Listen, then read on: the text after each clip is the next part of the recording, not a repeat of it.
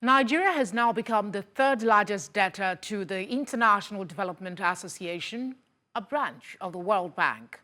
Recent financial statements from the World Bank show that Nigeria's debt to the IDA has surged by 14.4%, rising from $14.3 billion in 2023 to $16.5 billion for the 2024 fiscal financial year. This marks Nigeria's debut among the top 3 IDA debtors, up from 4th place in 2023. The 2024 fiscal year, spanning from July 2023 to June 2024, reveals that the Bola Tinubu administration accessed $2.2 billion from the World Bank during this period. To discuss this, we're joined by Chief Economist, ARKK Economics Data Limited, Dr. Samson Simon.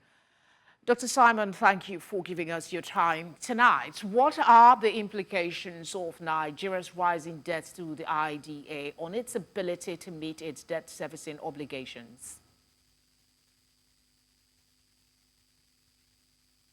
Well, it's not a good thing that our debts are ballooning.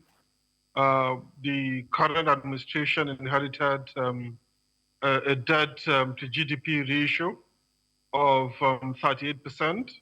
We're talking about something in the region of 50% of GDP now in public debt. So that's not really good. But in terms of our debt service to revenue ratio, we have actually improved. Despite the ballooning debt, we have actually improved on that. And that's largely because of the securitization of the ways and means. That has contributed largely because if you look at it, we're supposed to pay monetary policy rate plus 3%. Now that we have securitized, we have brought it down to single digit. So that has helped. But the ballooning debt in itself is also a problem, and that will affect our credit worthiness.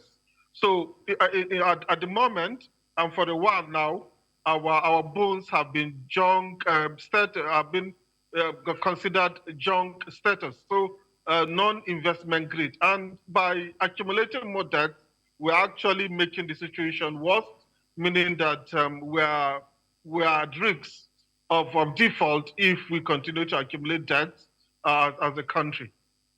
I think a lot of persons will be interested in how this increased debt burden will impact the country's credit rating and ability to access future loans. What are your thoughts on that? Debts are actually necessities. There's no country in the world that does not owe or does not borrow. But how you use the funds is what really matters. And you should not just use funds for recurrent expenditure.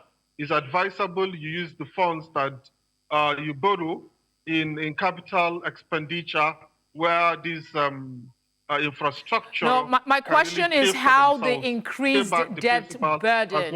My question, sorry, Doctor, is how the increased debt burden will impact a future ability to access loans and affect our credit ratings.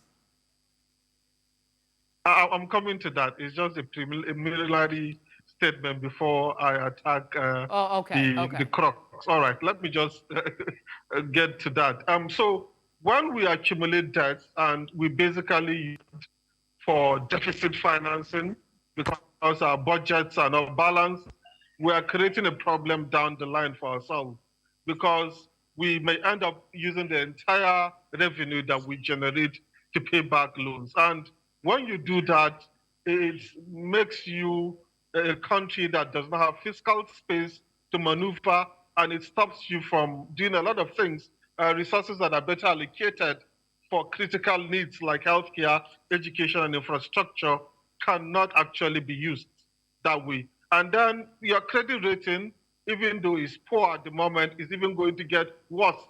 We are not at D rating at the moment, but we can actually get the credit rating, the outlook can actually get worse if we maintain this trajectory of accumulating debt over time. All right, Dr. Simon, thank you for speaking with us. We appreciate your time. Thank you for having me.